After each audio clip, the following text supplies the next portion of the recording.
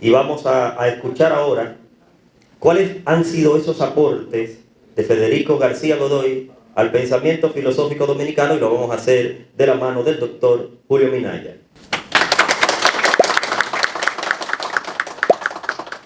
Buenas noches a cada uno de ustedes y a cada una de ustedes que han venido a escucharnos. Federico García Godoy es para mí un dominicano fuera de serie. Es de esos, yo decía de Pedro Francisco Bono, al cual le dediqué mi tesis doctoral, que es un pensador, un autor indispensable. Luego que Bono trabajó en San Francisco de Macorís, desde San Francisco de Macorís espigó sus reflexiones, pero la provincia de Duarte y la provincia de La Vega limitan. Entonces, en la provincia de La Vega se desarrolló este pensamiento emancipador, que sufrió los rigores de la Inquisición política, porque el derrumbe, no podía ser tolerado por los estadounidenses. Por lo que decía ese libro, estaba llamando a un levantamiento. ¿Dónde está ese pueblo restaurador que se alzó en contra de los españoles? Ahora no se ve nada de eso. Eso lo dice en el derrumbe. Fue quemado. Pero le dijeron en 3 ocasiones, sabía que lo tenían, porque el gobernador militar le escribió diciendo que tenían el libro incautado porque era un libro peligroso. 3 cartas le escribió Federico García Godoy a las autoridades militares estadounidenses para que le devolvieran su libro, y siempre lo tenían ahí, como decimos, ¿verdad?, engañado. Pero ya al final, la tercera vez, como dicen que la tercera es la vencida, le dijeron la verdad. Su libro ha sido incinerado porque los planteamientos que tiene no convienen al momento que vive el territorio dominicano.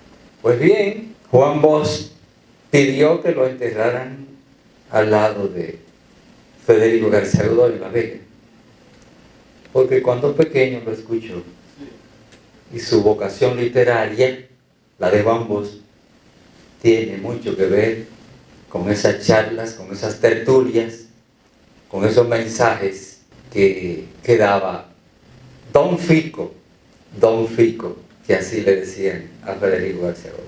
Pues bien, del título de esta exposición se deduce que él tiene una producción filosófica. ¿De qué magnitud? ¿Cómo lo vio él mismo? Él se vio como filósofo. ¿Cómo lo han visto algunos de los filósofos y filósofas? Porque está también la profesora Lusitania Martínez, que lo han estudiado. Lo ven como filósofo. Parece que García Godoy pensaba que lo iban a descalificar como tal, que iban a hacer más hincapié en que era novelista, crítico literario, educador, publicista, etc. Y él se encargó de decir lo siguiente: no puede únicamente adjudicarse el nombre de filósofos a los grandes creadores de sistemas, a los constructores de vastos monumentos metafísicos, los Platón, los Leibniz, los Hegel. En determinado sentido, casi todos los que en actitud reverente ponemos nuestra alma en relación con lo infinito, pidiéndole la revelación de sus formidables secretos, somos también filósofos. ¿Por qué no? Argumentando, porque algunos decían que José Enrique Rodó no era filósofo, argumentando la condición filosófica del autor de Ariel, dice García Godoy: en nuestra mentalidad aún atiborrada de modos de ver y de entender anticuados, persiste la creencia de que solo merece en realidad el nombre de filósofo quien alcanza a encerrar en los límites más o menos amplios de una concepción metafísica su visión personal del mundo y de la vida. Para la mayoría solo pueden llamarse filósofos los grandes creadores de sistemas, entendida de esta manera. Rodó no tiene una filosofía, pero sin llegar a tales sistematizaciones, es y puede apellidarse filósofo cualquier espíritu que, atraído por el espectáculo de la vida en todas sus manifestaciones y en todos sus más recónditos modos de producirse, quiera subjetivamente explicarse tales cosas. Por el solo hecho de rastrear esa explicación, da ese espíritu a su entendimiento investigador carácter fundamentalmente filosófico. Entonces está argumentando que personas que no eran considerados por muchos filósofos lo son. Pero también quiso dar su idea acerca de la filosofía. Dice: la filosofía es la elevación de la inteligencia y de la sensibilidad a la contemplación serena y aproximada de la realidad exterior o íntima en que refulge y se expande la vida, ya sea en la forma monística de irreductible unidad de Haeckel, ya en la forma radicalmente pluralista de William James, tratando de superar esa dicotomía entre filósofos y pensadores, y viendo que en América Latina es importante estudiar a nuestros pensadores, porque muchos de ellos tienen importantes planteamientos filosóficos. Dice o traza una diferenciación entre los que son filósofos y los que son pensadores. Filósofos, los que se dedican a reflexionar filosóficamente y dejan una obra, aunque no sea sistemática. Pensadores, un conjunto de abogados, historiadores, políticos, educadores que en América Latina han recurrido a la filosofía, han leído a los filósofos, y para reflexionar acerca de la sociedad, de su época, de la vida moral, del mundo, han vertebrado importantes postulados filosóficos. Y dice Enrique Dussel a esos pensadores como Pedro Francisco Bono, Federico García Godoy: la filosofía tiene que hacerle caso, la filosofía tiene que estudiarlo, y la escuela de filosofía entiende eso. Y aquí tengo, por lo menos estoy viendo un estudiante mío que hizo un ensayo sobre Federico García Godoy, un gran ensayo digno de publicarse en un artículo de revista, y fueron 3 ensayos, pero estoy viendo a uno de esos que hizo ensayo, Felipe Amparo, que está por ahí. Entonces debemos preocuparnos por estudiar a nuestros pensadores, y más estos maltratados, vilipendiados, porque este fue hecho prisionero 3 veces, lo enviaron a Samaná en un momento determinado, en una de esas revoluciones que él tomó partido por lo que creía, pagó el precio de ser un crítico, porque Federico García Godoy es, como dice Enrique Dussel, un pensador ético crítico. Y tiene que ver con la filosofía de la liberación, evidentemente. Autores ha habido que se han preocupado por exaltar y por estudiar la obra de Federico García Godoy. Armando Cordero, que tiene un libro sobre las ideas filosóficas en nuestro país, le dedica 7 páginas a estudiarlo. La profesora Lusitania Martínez, en su antología, dedica un tiempo, dedica varias páginas. Miguel Ángel Pimentel, un profesor jubilado que está un poco fuera ya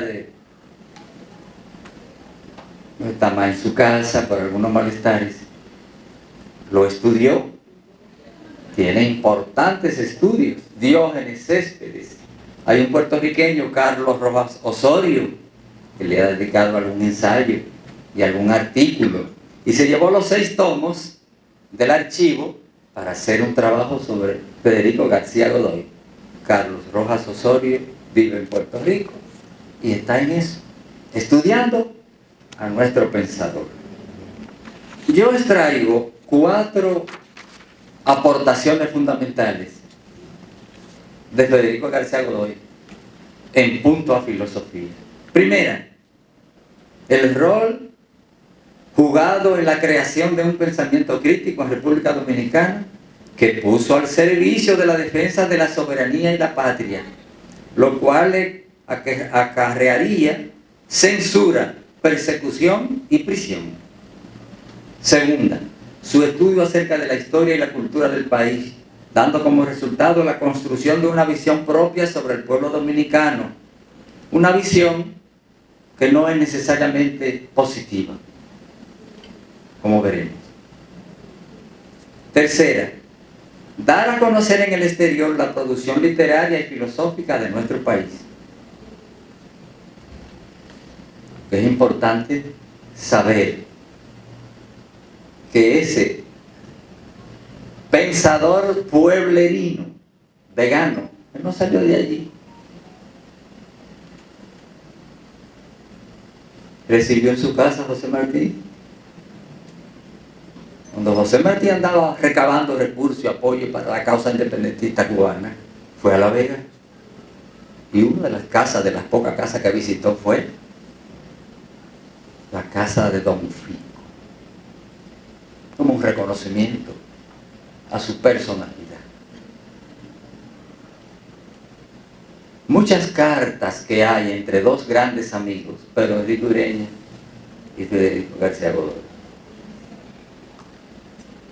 Pero la lista es larga de los pensadores y filósofos latinoamericanos que fueron sus amigos y que intercambiaron cartas. José Enrique Rodó, son muchas las cartas entre ellos. Francisco García Calderón, peruano, de mucha popularidad en la época. Manuel Ugarte, argentino. José Vasconcelos, el gran filósofo mexicano. Alfonso Reyes, un gran pensador mexicano. Horacio Blanco Fombona, venezolano. Es decir, que estuvo una relación directa y muy estrecha con todos esos grandes pensadores. La cuarta contribución, a mi modo de ver, es la recepción y divulgación en el país de filósofos europeos, estadounidenses y latinoamericanos.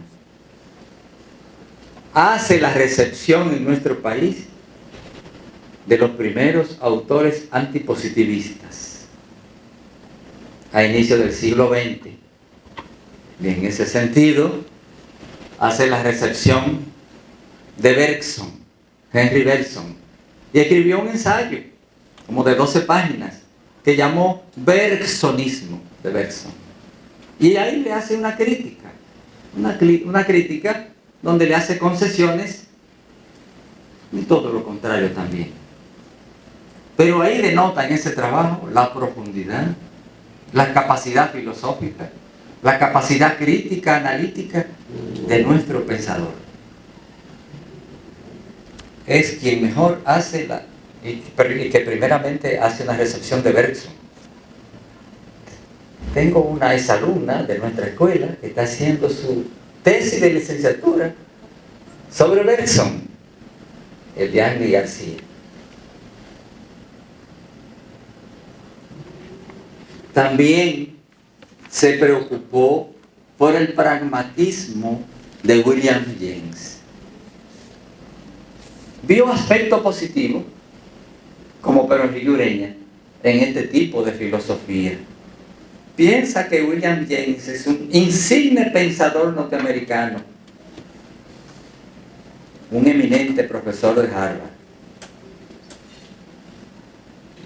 Dice, en su dialéctica vigorosa y profunda, el ideal, la doctrina, el pensamiento tiende siempre a plasmarse pragmáticamente en direcciones éticas, en reglas de conducta que responden en un todo a la virtualidad de su contenido ideológico, Así considerada, esta nueva orientación, el pragmatismo, deja cerrado el ciclo de infecundas especulaciones metafísicas, como positivista y materialista. Nuestro pensador es antimetafísico, pero no fue dogmático ante los metafísicos, los estudió. Hay muchos que condenamos y rechazamos sin haber estudiado. Como Andrés Avelino, aquí todo el mundo rechaza a Andrés Avelino porque fue trujillista.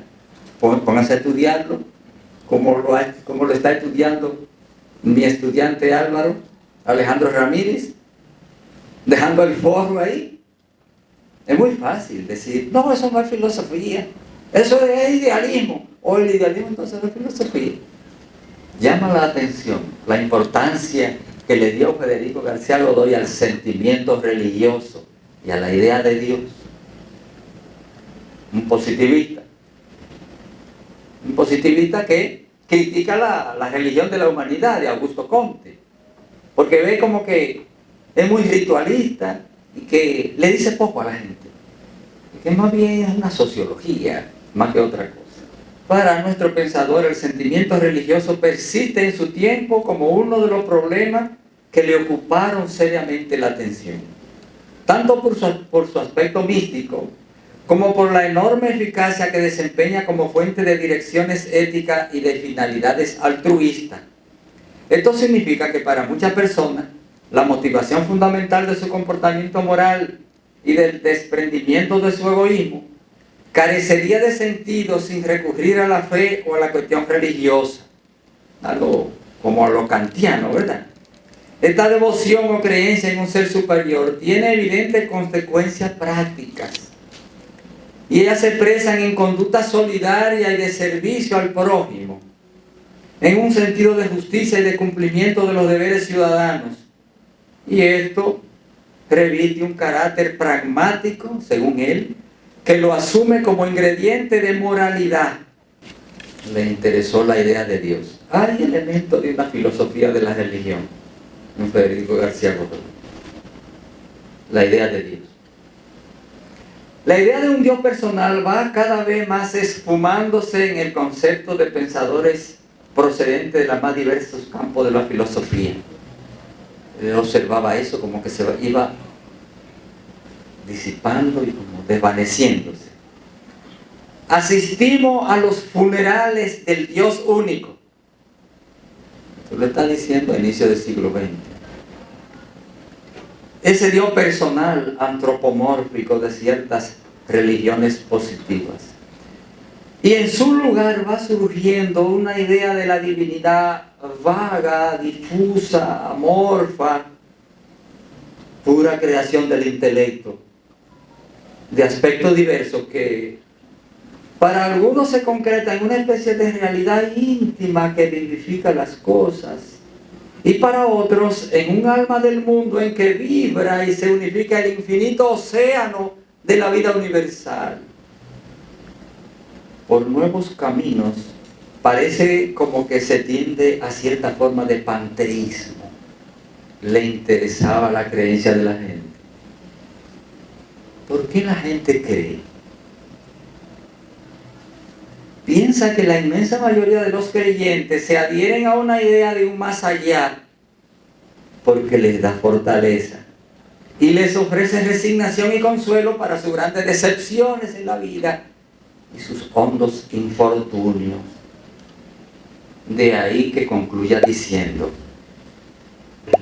dejemos a esas almas que sigan creyendo, ya que no podemos darle nada más consolador en cambio. El hombre colectivo no ha alcanzado aún, quién sabe si lo alcanzará jamás, el alto grado de racionalidad y de energía viril necesario para aceptar de lleno un orden de ideas científico del que se excluyan inexorablemente puntos de vista sobrenaturales. Eso lo dice en su trabajo La religión de la humanidad. Hostos fue laicista y naturalista. Federico García Godoy estuvo con Hostos en Puerto Plata. Lo conoció siendo muy jovencito, un niño, un adolescente, pero luego fueron amigos. Federico García Godoy no solamente fue laicista, naturalista, fue materialista. Hay un materialismo filosófico en Federico García Godoy. Dice lo siguiente: somos muy pocos los que para salvar la aterradora dificultad aceptamos como concepción general cosmogónica la materia. Entre paréntesis, la palabra en cierto sentido no me satisface del todo, pero no encuentro otra mejor para el caso. La materia en evolución y transformación incesante, sin solución de continuidad, sin principio ni fin. La materia entonces como que lo es todo. Entonces, él se adhirió al materialismo filosófico.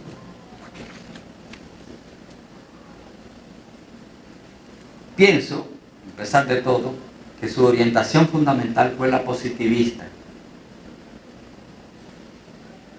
Su visión de la ciencia del conocimiento. No pudo él zafarse del ostosianismo, aún con todo el nivel de criticidad. Fue una especie de ecléctico, que toma del positivismo, que toma del pragmatismo, que toma del bergsonismo, que toma del materialismo.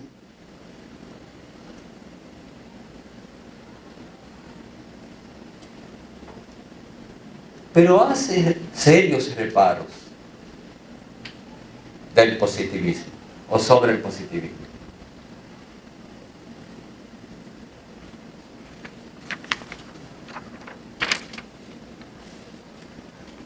Su visión de la sociedad. Cuando leí las páginas de Federico García Godoy sobre la sociedad dominicana, enseguida lo comparé con Bono. Bono ve que la mezcla racial del dominicano es positiva. Que seamos negros, que tengamos parte de África en nuestro ser,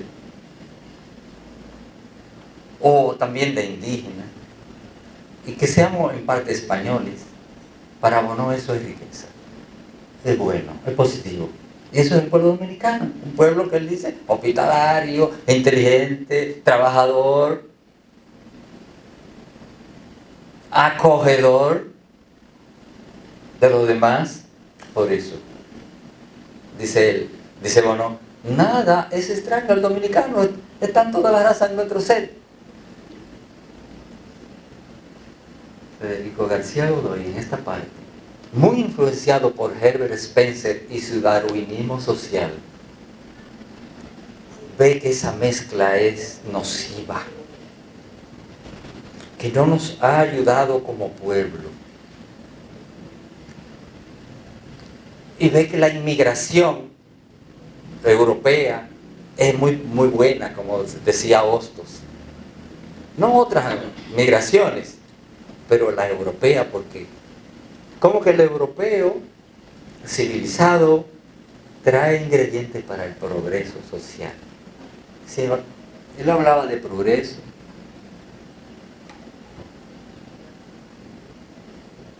de felicidad, de civilización.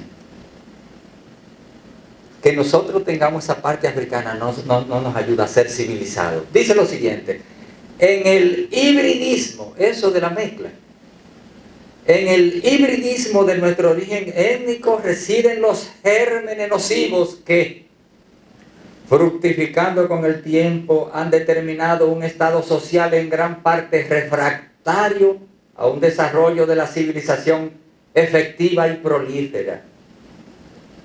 De sangre indígena, de sangre quisqueyana, tenemos bien poca cosa si es que poseemos algo. Nuestra concreción étnica actual está integrada por sangre del blanco europeo de procedencia generalmente baja y maleante y del etíope, africano, salvaje y pleno de las supersticiones febricitantes y fetichistas de sus selvas africanas.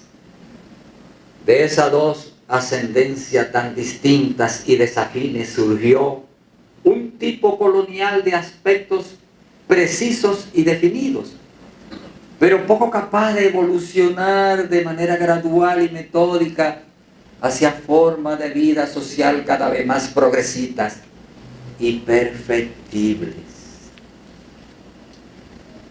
Hay aquí entonces un pesimismo. Un pesimismo. Hay que saber que estas ideas están presentes en el derrumbe.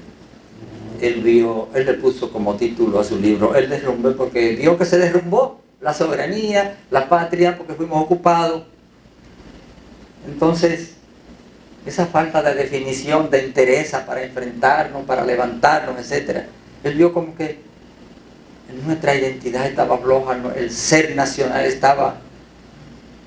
no tenía la suficiente fortaleza para oponerse al verdugo que nos ocupa. Y todo eso le trabajó, lo dejó como desolado, un espíritu contrito. Entonces, él plantea que en nuestro país no es la revolución socialista.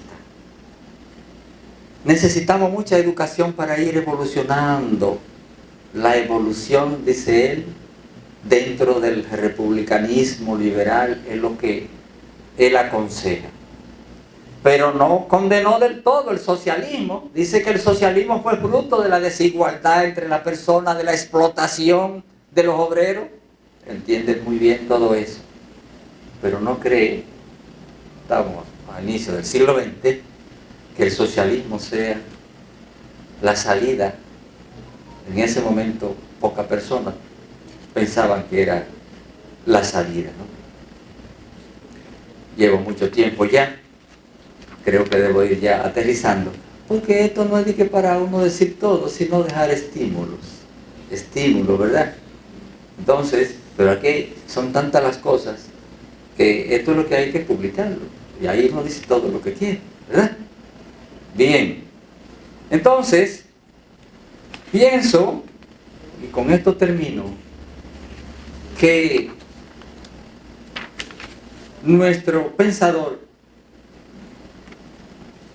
como afirma Miguel Ángel Pimentel, constituye, cito, de Miguel Pimentel, el esfuerzo teórico más brillante y sistemático en el orden de ideas.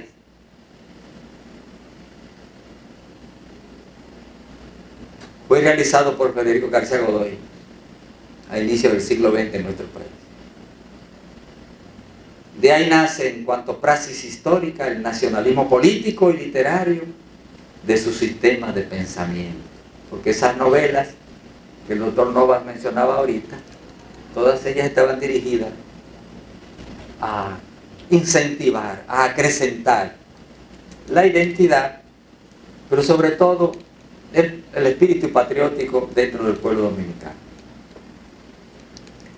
Creo que en Federico García Godoy tenemos un intelectual comprometido éticamente con los más elevados valores de la nación dominicana. Por eso considero oportuno y atinado el coloquio que hemos estado realizando. Esperamos que algún día, cuando el colonialismo intelectual, político, no sea el que dicte normas en este país, a este pensador se le trate y se le dé el sitial que merece, llevando a tomar decisiones como, por ejemplo, a la Winston Churchill y a Marle Federico García Godoy.